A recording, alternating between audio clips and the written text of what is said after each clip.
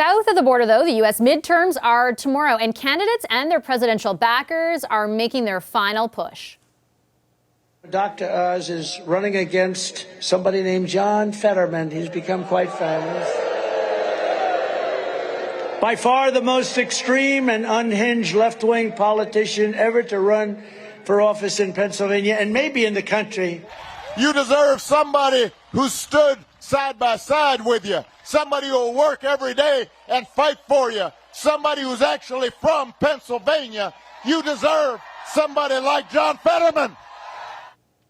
As you heard there's a lot at stake, specifically in the swing state of Pennsylvania. The CBC's Katie Simpson is in Pittsburgh to help break it down for us. Hi, Katie. Good to have you with us tonight. I know you've been there, I think, nearly for a week. For a week now. Tell us a bit about how high the stakes are, what your impression of that is. Well, this is one of those races that Canadians are going to be familiar with because it has gotten so much attention. And of course, it involves a celebrity candidate. The Republican running in this state to be the next, or the Commonwealth of Pennsylvania, to be the next senator is Dr. Oz, Dr. Mehmet Oz. He, of course, was introduced to the world by Oprah, and he is running as a Republican. He's trying to cast himself as a moderate, trying to avoid saying he'll fight to protect Pennsylvania from the extreme left as the Republicans brand Democrats right now. However, he's trying to court moderate Republicans and maybe even some of those moderate Democrats that are dissatisfied with the job that Joe Biden's doing. But there have been some little moments along the way that have not gone very well for him. And it's not so much to do with his policy. The big thing that just happened the last few days or so is that he did accept a glowing endorsement from Donald Trump, went on to his rally, accepted that endorsement on stage with him. At that same rally, we heard Donald Trump repeat election fraud lies, claiming that the election was rigged, and used his endorsement to urge his base that really, unites around that lie that the election was stolen and try to rally them in his camp. That might not go over very well with the moderates on the Republican side, as well as any Democrats who might be dissatisfied with the way things are going in Washington right now. So it's neck and neck right now. Now, he's running against John Fetterman. He's known very well in this state. He's been a local politician, a state politician, and of course, he is also getting a lot of attention. Just days before Democrats decided who was going to be their nominee to run for this position, he had a quite significant stroke, and his recovery has been long, and that recovery is still underway.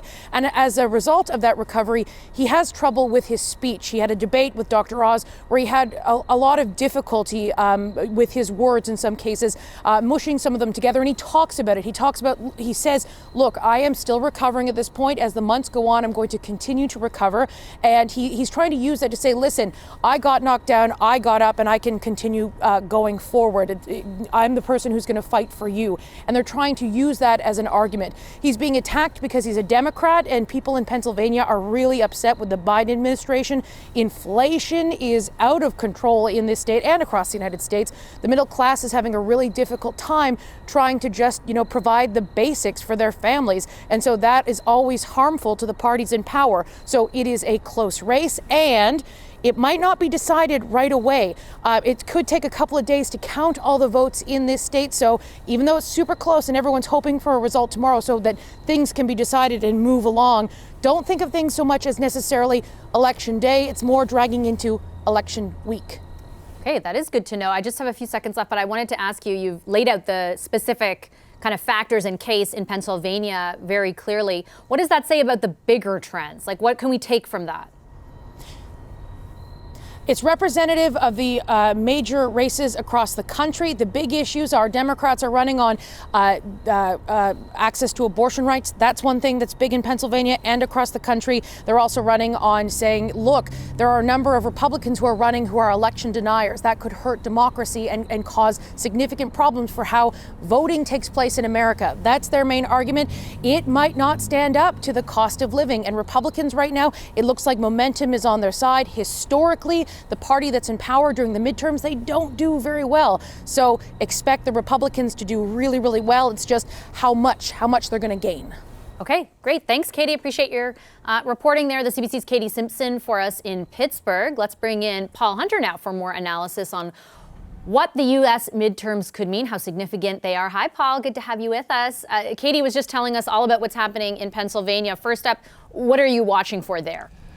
I don't know, about a million things. It's going to be a fascinating night, busy week, to Katie's point there about the length of time it may take before we get final results on both sides. I mean, obviously, we'll be looking for big picture stuff, who wins control of the House, who wins control of the Senate. I think it's fair to say it'd be a miracle if Democrats maintain control of the House. The Senate is a little bit more of a toss-up at this point. On that, I would look at probably 3 states for those who are going to be watching tomorrow night. Nevada, Georgia, and where Katie is, Pennsylvania. Either party win, if all the other states play out as polls have suggested and they sort of stay as they are, whichever party wins 2 of those 3, Nevada, Georgia, Pennsylvania, would win control of the Senate and all that flows from that. So that's where I'll be keeping my eyes tomorrow. Indeed, to echo what Katie was saying about how long this may take, because of the millions of mail-in ballots is the reason. Everyone has to be looked at and opened by hand and put into machines like the presidential in 2020. That's why this could take a while. Typically what happens is Republicans tend to vote day of. Democrats tend to vote by mail. That's why you see this Republican surge, like we saw in 2020 on election night. But then over the course of days, as the rest of the mail-in ballots get counted, that's when you see Democrats come back. The last thing I would say, though, on what I'm looking for is maybe the most consequential of all, and that is this notion of democracy being at stake, and Katie alluded to that. This is why we've seen Barack Obama talk about this with Joe Biden, who gave that big speech a few days ago about says the same on the hustings. It is a fact that a number of election deniers in a number of states are nominated by Republicans who, it's not going to impact anything in the short term, but 2 years from now, they will be in positions of power and influence in the 2024 to reverse the legitimate results of votes. Like Brad Raffensperger in Georgia in 2020, a Republican who stood up to Donald Trump and said no when Trump famously said, "Find me 11,780 votes." Raffensperger said no, but there are people nominated in Nevada, in other states, who have said they are open, if not have said explicitly, they would agree to overturn results. So, when people say democracy is at stake tomorrow night, they mean it. And that's why Obama is out there saying this, why Joe Biden is, because this is real. It's happening in plain sight. And kind of at the heart of all of that is, of course, the person who initially denied the results of the outcome of the last election, and that's former President Donald Trump. What happens over this, now not election day, but election week, let's call it, what does it potentially mean for his decision about whether he runs in 2024? I'm not sure where Donald Trump will be tomorrow night, but let's presume he's in a room somewhere at Mar-a-Lago watching the results come in. There are many who say he has already made up his mind. There are some who say he might even announce tonight. If not, November 14th is the next potential night where he could announce he's running. But the result, if he doesn't announce tonight, he will watch results tomorrow, and that may well tip his hand. If the nominees that he has endorsed, if the so-called MAGA candidates, the Herschel Walkers, the Mehmet Oz's, the J.D. Vances do well, that might tip him, may well tip him toward running if he hasn't already agreed to do that. That raises a whole bunch of things. What will the Department of Justice do about its ongoing investigations? What do you do when a candidate for the White House is under investigation? How does it complicate all of that? What about Democrats? Will someone go up to Joe Biden and say, "Joe, good job. Maybe it's time to move on. We got to get somebody else." That conversation would begin almost immediately. Likewise for Republicans. There are Republicans out there who would say, actually, Trump is beatable. Ron DeSantis, for example. Ted Cruz may give it another go.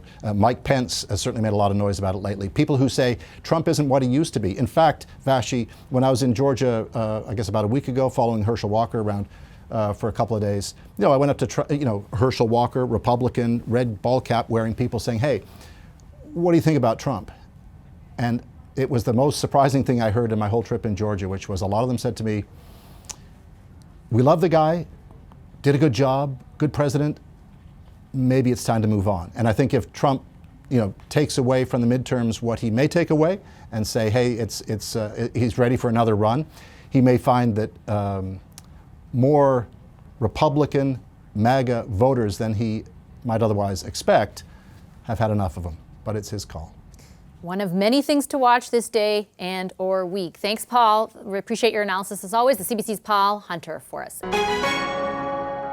Hi, I'm Vashi Capellos, host of Power in Politics. See more of our show by subscribing to the CBC News channel or click the link for another video.